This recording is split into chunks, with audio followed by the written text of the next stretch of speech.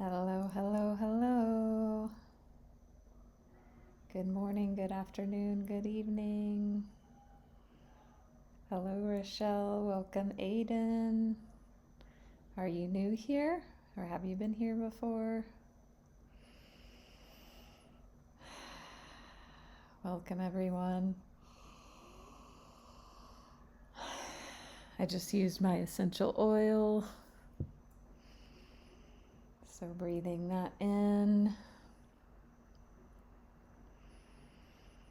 Glad to be here with you now for a fun and powerful, impactful, possibly life-changing session with the book Conversations with God. So we're going to give a few minutes to let people join in. Hello, Amy.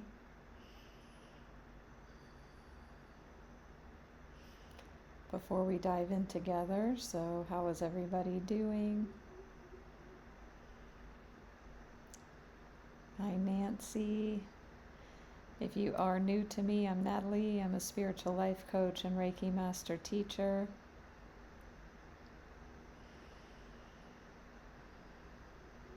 And I help people up-level their lives by holding space for possibility and transformation and supporting them in that. Helping people to stretch and challenge their edges and grow and take action and do the inner work of self-love, the energy healing, working with the heart, working with the spiritual principles, to do like soul coaching and goal coaching. So if that sounds interesting to you, I'm offering a special gifted session, a visioning session for your life. I'm doing this because it's a new sort of session for me that I'm experimenting with. So if you're up to the offer, send me a private message. You will get value from it, and also it's something new I'm in experimentation with, so it's a win-win. Everything's a win-win, and that as well. So hi, Mark. Awesome, Amy. Okay. I can imagine stress filling out divorce paperwork. I'm in Bali, for those who don't know. I was living here in Bali 10 years ago when my ex-husband sent me divorce paperwork from the US that I received here and had to sign and return that here from Bali. So I've been there. You know, the invitation, if you're up for it, Amy, is to look at where are you resisting that experience right now? Where are you in resistance? Where is your mind in arguing with reality? As Michael Singer talks about, you know, he talks about peak experiences, and we fully let in a peak experience, a sunset, the birth of a child, etc. So the experiment is to show up to things like filling out divorce paperwork with the mindset and the energy of, ooh, what if this was a sunset? How can I work with my energy and my mindset to where I'm surrendering to this right now? Releasing all resistance. I had this happen this morning with myself with something two very challenging things. In that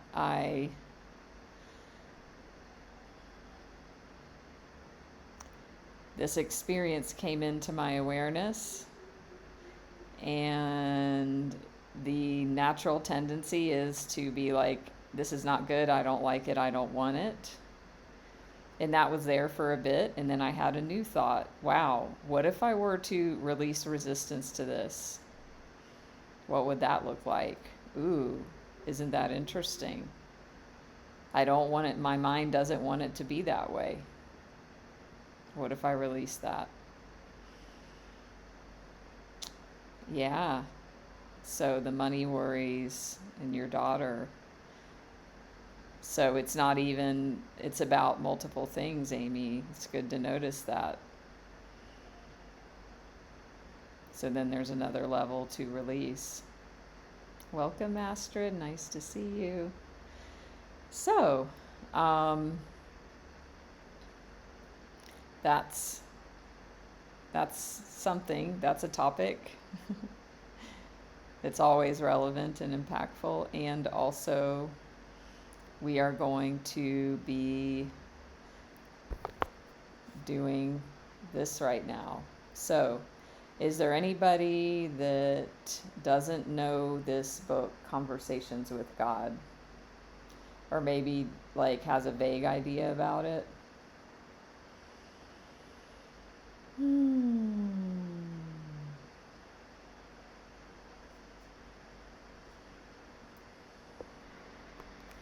Oh, and by the way, I may have to take a few minutes and go take care of some business.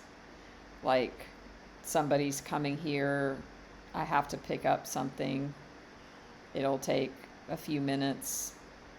So I have my phone notifications on because they're going to be texting me. It may happen during our live. If it does, I'll be gone for a few minutes. So yeah, so this book is powerful teachings that were somewhat channeled from a man who was writing a letter to God, and then, you know, this dialogue started. So it's very powerful. My invitation to you, as always, is take what you like and leave the rest. And be open. Just be in don't know mind. Be in curiosity. And also don't force something to fit, but just be in that place of noticing. And then letting it in.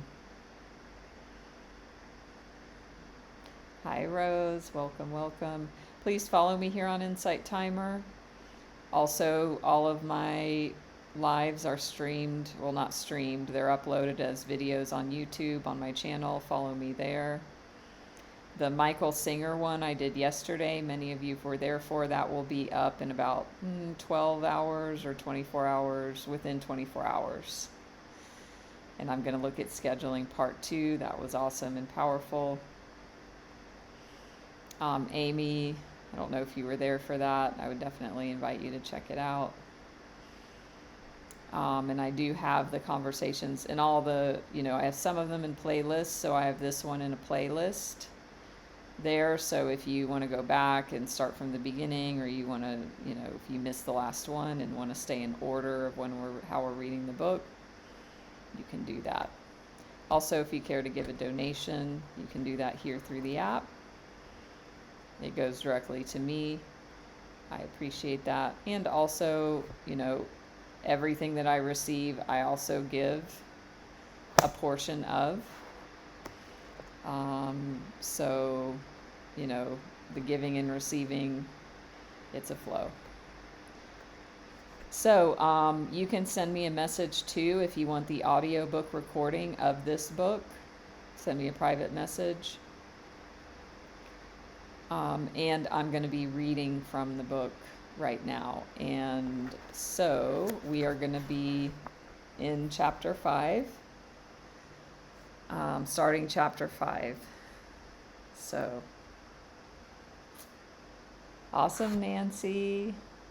Yeah, that was an amazing talk for sure from Michael Singer. I heard another amazing one today that was yet another spin that I hadn't exactly heard from him before. called The Ultimate Experiment. So if anybody wants that, send me a private message. Hi, Ginger. So the way we'll do this is I'm just going to read and we're going to flow. And if you have questions, comments, and we did this yesterday, I just made this offer. It's not, nobody has to do anything. And also, it could be helpful for you if you choose to do it, and also for the people here. If you want to type out like things you hear that are like pertinent points, then that's cool if somebody wants to. If not, that's fine too.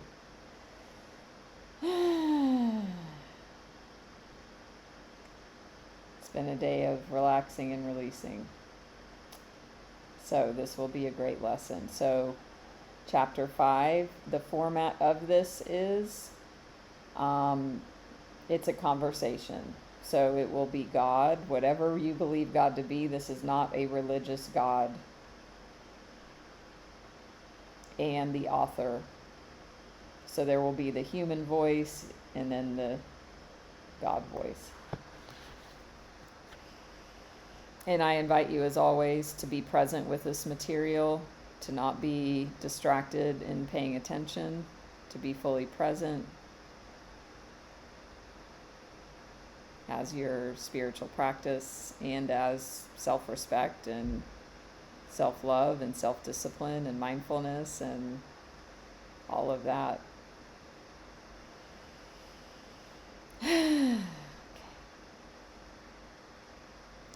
What is the true path to God? Is it through renunciation, as some yogis believe? And what of this thing called suffering? Is suffering in service the path to God, as many aesthetics say? Do we earn our way to heaven by being good, as so many religions teach? Or are we free to act as we wish, violate or ignore any rule, set aside any traditional teachings, dive into any self-indulgences, and thus find nirvana, as many New Agers say? Which is it? Strict moral standards or do as you please? Which is it? Traditional values or make it up as you go along? Which is it? The 10 Commandments or the 7 steps to enlightenment? You have a great need to have it be one way or the other, don't you? Could it not be all of these? I don't know. I'm asking you. I will answer then, as you can best understand, though I tell you now that your answer is within. I say this to all people who hear my words and seek my truth. Every heart which earnestly asks, which is the path to God, is shown. Each is given a heartfelt truth. Come to me along the path of your heart, not through a journey of your mind. You will never find me in your mind.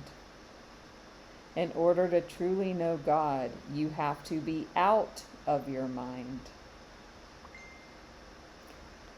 Yet your question begs an answer, and I will not step aside from the thrust of your inquiry. So even this makes me think about the Michael Singer talk last night or yesterday, whenever you heard it.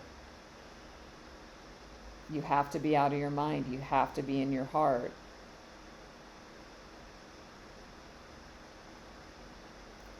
I will begin with a statement that will startle you and perhaps offend the sensitivities of many people. There are no such thing as the 10 Commandments. Oh my God, there aren't? No, there are not. Who would I command? Myself? And why would such commandments be required? Whatever I want is Nespah. How is it therefore necessary to command anyone? And if I did issue commandments, would they not be automatically kept?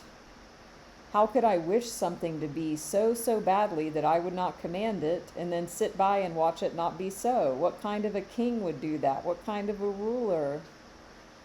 And yet I tell you this, I am neither a king nor a ruler.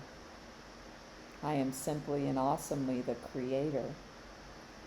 Yet the Creator does not rule, but merely creates, and keeps on creating. I have created you, blessed you, in the image and likeness of me. And I have made certain promises and commitments to you. I have told you in plain language how it will be with you when you become as one with me. You are, as Moses was, an earnest seeker. Moses, too, as you do now, stood before me, begging for answers. O God of my fathers, he called. God of my God, deign to show me. Give me a sign that I may tell my people. How can we know that we are chosen? And I came to Moses, even as I have come to you now, with a divine covenant, an everlasting promise, a sure and certain commitment. How can I be sure? Moses asked plaintively. Because I've told you so, I said. You have the word of God. And the word of God was not a commandment, but a covenant. These then are the 10 commitments. So I'm going to pause here and just, if you joined in late, this is not religion, although there's reference to it. So notice if there's anything that comes up for you around that, and I invite you just to notice that, set it aside, come back to a don't know mind, a curious mind, and take in what's here. It's not the 10 commandments, the 10 commitments. Let's see what God says these are.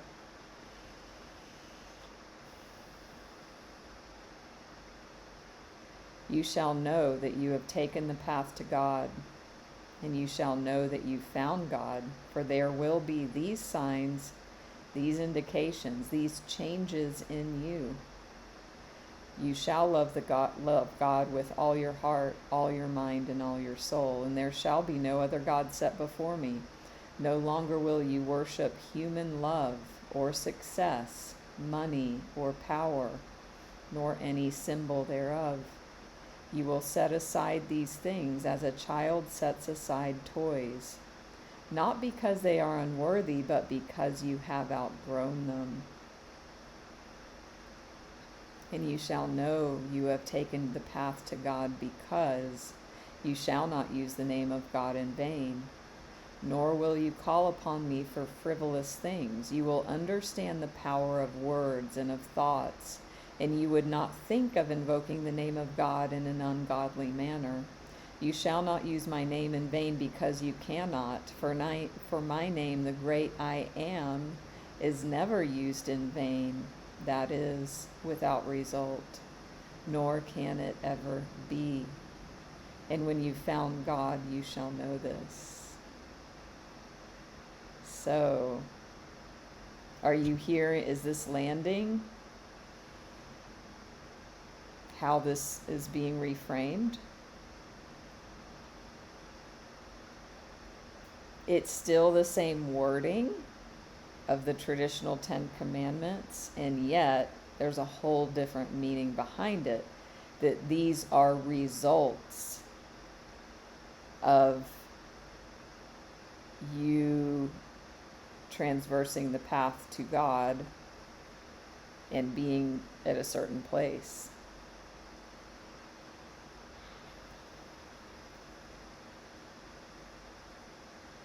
Questions, comments?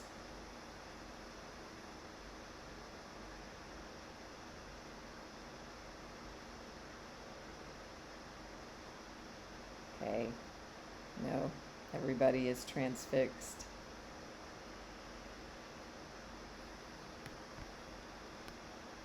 Number 3, you shall remember to keep a day for me, and you shall call it holy. This, so that you do not long stay in your illusion, but cause yourself to remember who and what you are. And then shall you soon call every day the Sabbath, and every moment holy. 4. You shall honor your father and your mother, and you will know you are the Son of God when you honor your father, mother, God, in all that you say or do or think. And even as you so honor the mother, father, God, and your father and mother on earth, for they have given you life, so too will you honor everyone. 5. You know you found God when you observe that you will not murder, that is, willfully kill without cause. For while you will understand that you cannot end another's life in any event, all life is eternal, you will not choose to terminate any particular incarnation, nor change any life energy from one form to another without the most sacred justification. Your new reverence for life will cause you to honor all life forms, including plants, trees, and animals, and to impact them only when it is for the highest good. And these other signs will I send you also, that you may know you are on the path. 6. You will not defile the purity of love with dishonesty or deceit, for this is adulterous. I promise you, when you found God, you shall not commit this adultery. 7. You will not take a thing that is not your own, nor cheat, nor connive, nor harm another to have anything, for this would be to steal. I promise you, when you have found God, you shall not steal.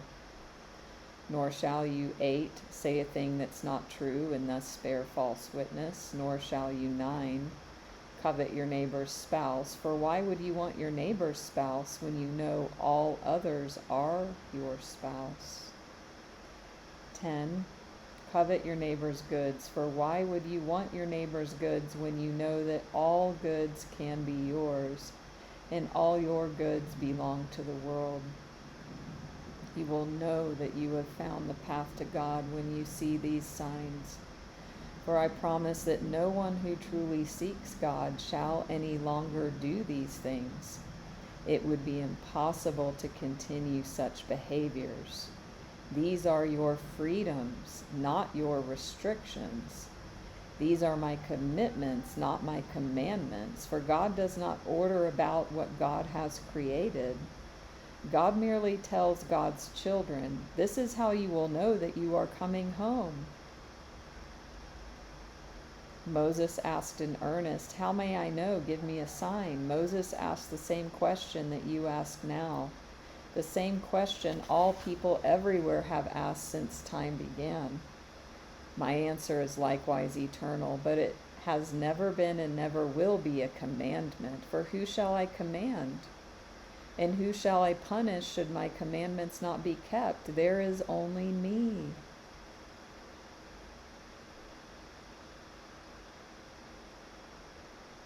So,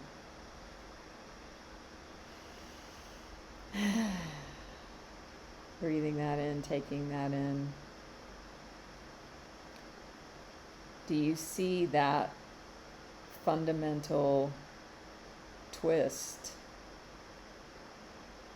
in the foundations of the old 10 commandments and these 10 commitments?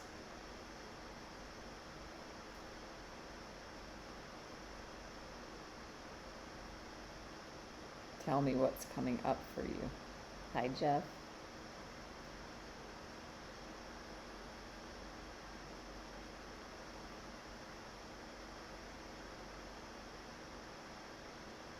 It's saying that once you reach a certain point on the journey, you're automatically not going to do those things.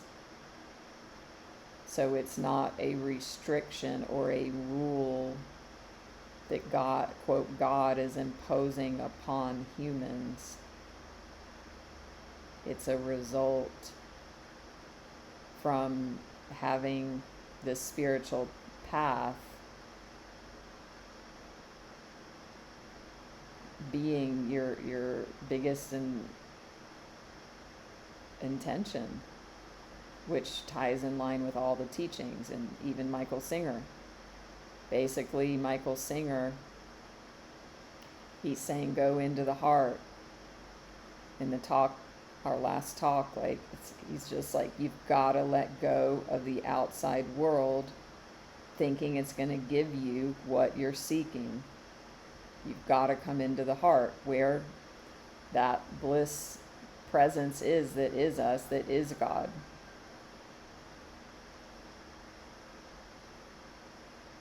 Hi, Howard. Yeah.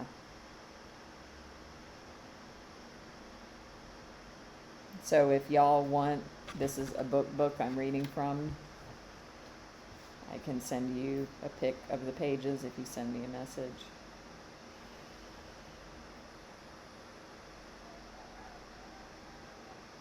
So now the author says, so I don't have to keep the 10 Commandments in order to get to heaven. There is no such thing as getting to heaven. There is only a knowing that you are already there. Sound familiar? We all want to be enlightened, and the biggest thing all the teachers say, the biggest, you're already enlightened. It's just about, releasing of all the blocks that are in the way, which the biggest block is you think you're not.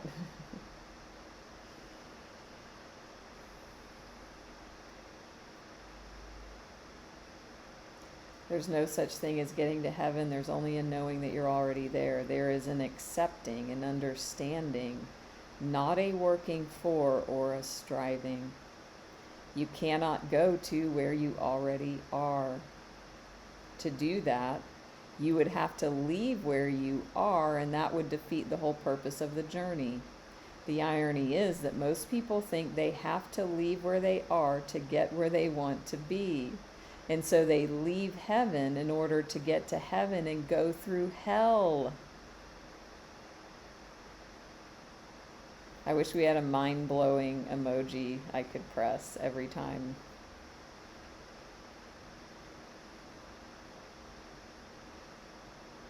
We're already in heaven right now, here and now. And yet we have a belief that we're not. So we go somewhere else. We leave heaven to get to heaven and go through hell and put ourselves through hell.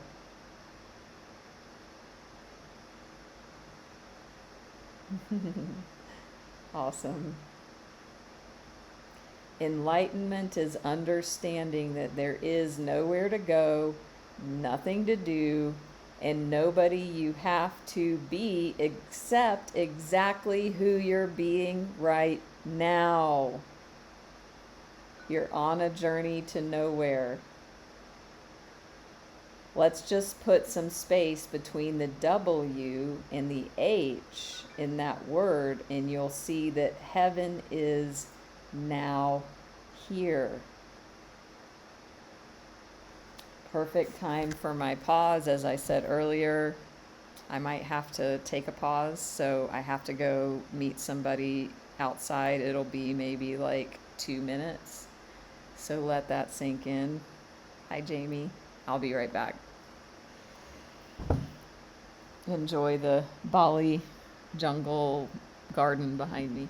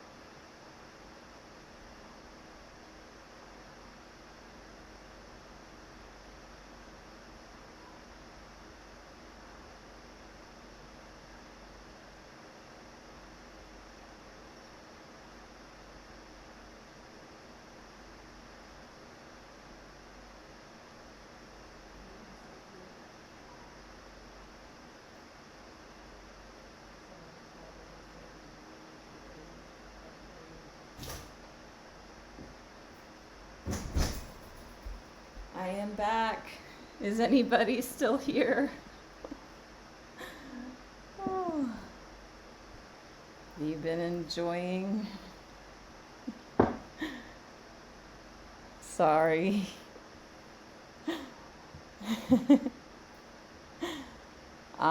And also it's not finished, so there's a little bit of back and forth happening, and that's okay. So, but after a few minutes, I'm like, okay, I'm gonna get back to y'all because I've never been away for that long. Really, monkeys?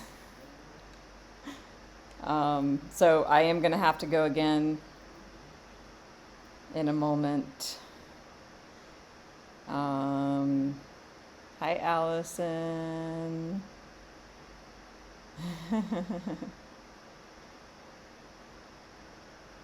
Poonam. Yeah, there's no monkeys here in this direct area that I know of. Oh, wait, hold on. Yeah? Okay, bisa silakan masuk. Silakan masuk. Oh, he's on the phone. Okay, hold on. Hello.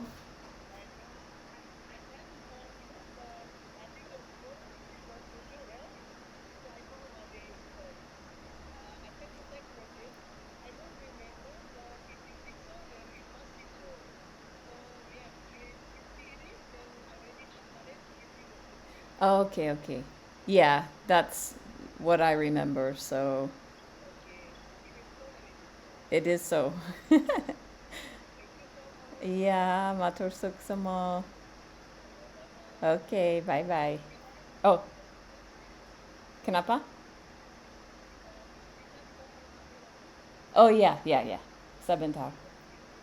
Okay, makasih. So, 50, yeah. Okay.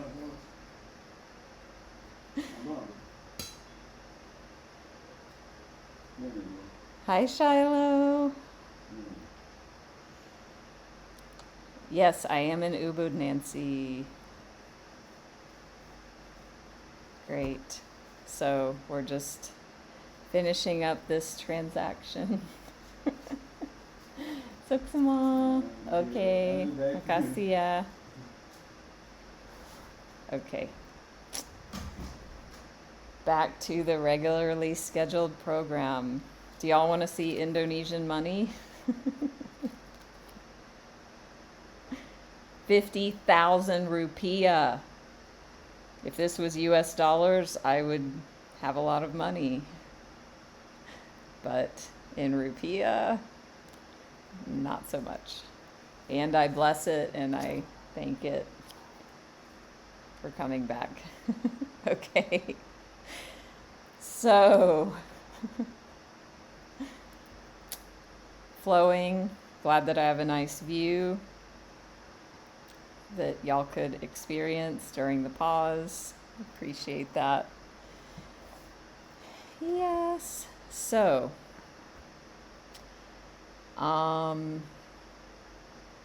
we read the 10 commitments, talking about, getting to heaven, enlightenment. We're already here. There's nowhere to go. We are it. That space within. Hi, Nikki. Welcome back. So I'll read back the last bit because it says you're on a journey to nowhere. And then God says heaven, as you call it, is nowhere. Let's just put some space between the W and the H in that word, and you'll see that heaven is now here. The author says, everyone says that. Everyone says that. It's driving me crazy. If heaven is now here, how come I don't see that?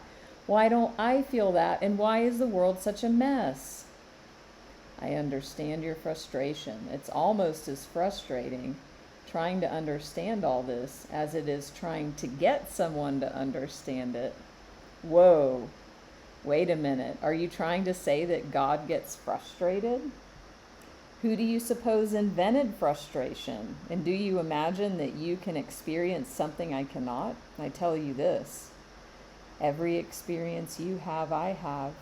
Do you not see I am experiencing myself through you? What else do you suppose all this is for? I could not know myself were it not for you. I created you that I might know who I am. Now I would not shatter all of your illusions about me in one chapter, so I will tell you that in my most sublime form, which you call God, I do not experience frustration. Whew, that's better. You scared me there for a minute. But that's not because I can't. It's simply because I don't choose to. You can make the same choice, by the way. Well, frustrated or not, I still wonder how it can be that heaven is right here and I don't experience it. How many of y'all, pause here, can relate to this? I know I can. Heaven is now here. Enlightenment is now. Our only thing is our illusion that we're not there is what's keeping us from it. Our wanting it, our desiring it is what keeps us from reaching it. Whew. He's speaking for many. Hi, Sarah. And then God says, it's imagine how frustrating it is for you. Imagine how frustrating it is for me trying to get somebody to understand that heaven is here now and enlightenment is now. And then the author says, wait, God gets frustrated? And then it goes deep, glimpses into some depths here. It says, do you imagine you can experience something I cannot? I tell you this, every experience you have, I have. Do you not see? I am experiencing myself through you. What else do you suppose all this is for? I could not know myself were it not for you. I created you that I might know who I am. My biggest aha when I read this book, like the biggest one, is at the very end. It's like, to me, the climax of the book, and basically that's what it is, but I'm going to save that for later when we get there.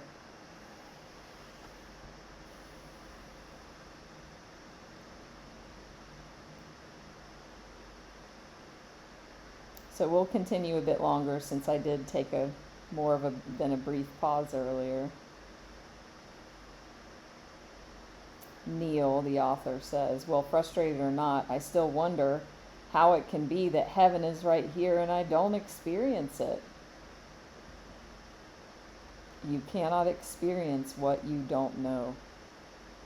And you don't know you are in heaven right now because you have not experienced it. You see, for you, it is a very vicious circle.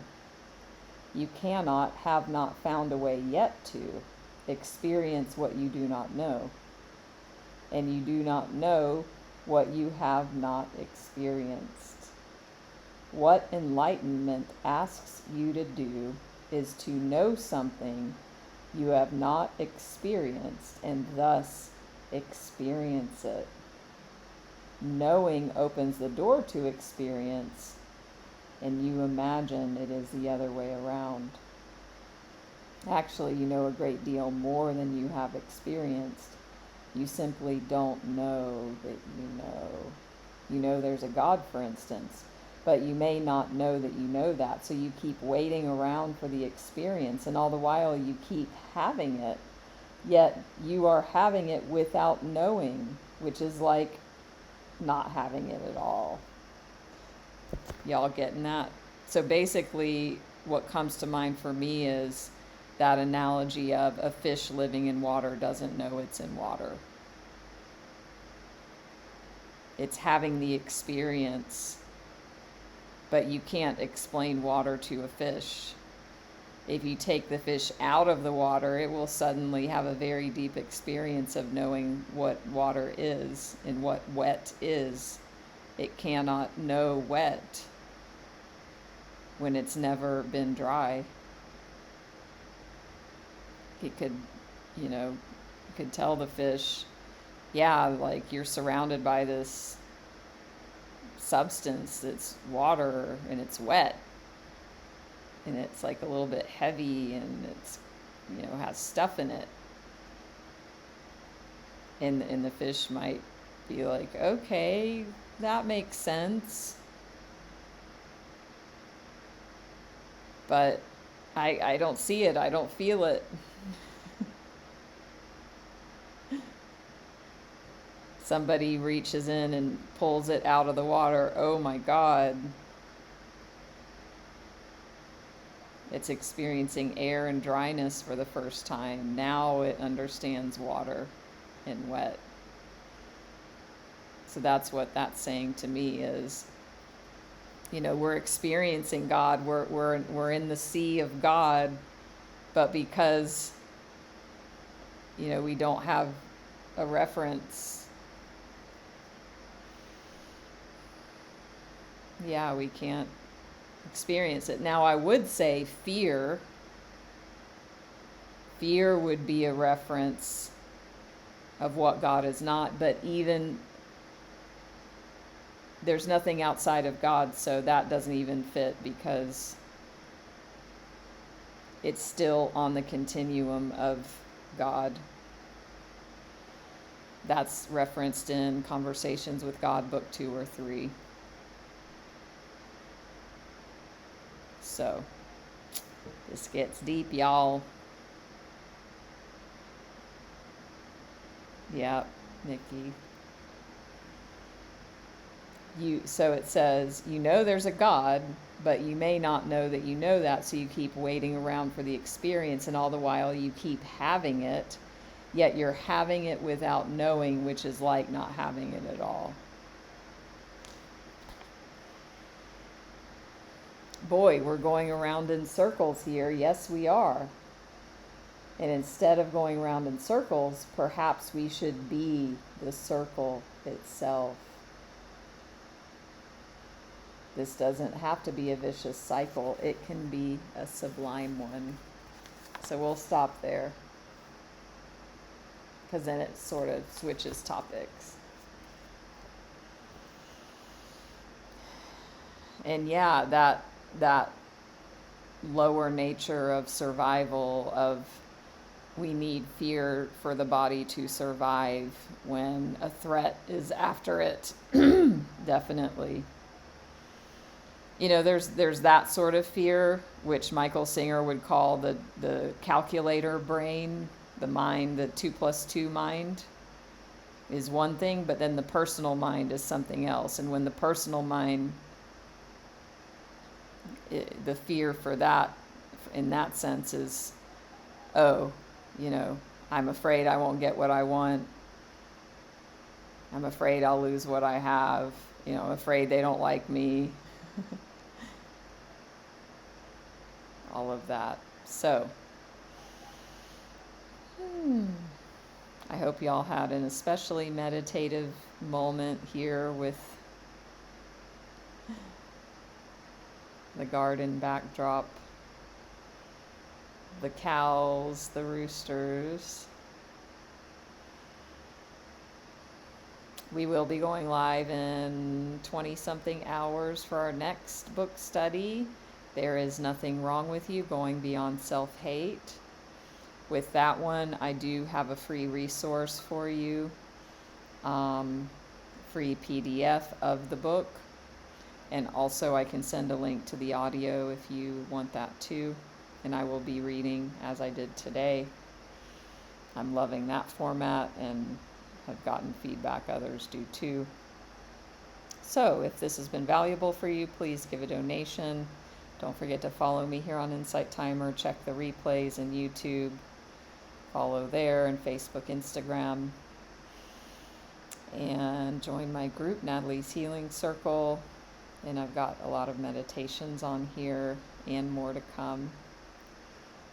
So I'm so grateful for all of you. And we are in Gemini season here.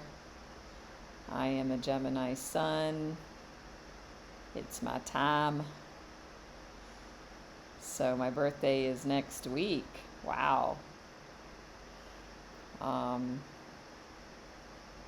Sometimes I think every year I've done like a birthday live, and also I'm not doing that this year because of my schedule, and that's okay. It's like a birthday month of getting to be with you live many times, so very grateful for that. And if y'all want to experience the new session I am honing, which is a coaching session on visioning your life and your future, send me a message, send me a private message. Anywhere. I get, there's many avenues to connect. So very grateful for all of you, each and every one. Thank you all.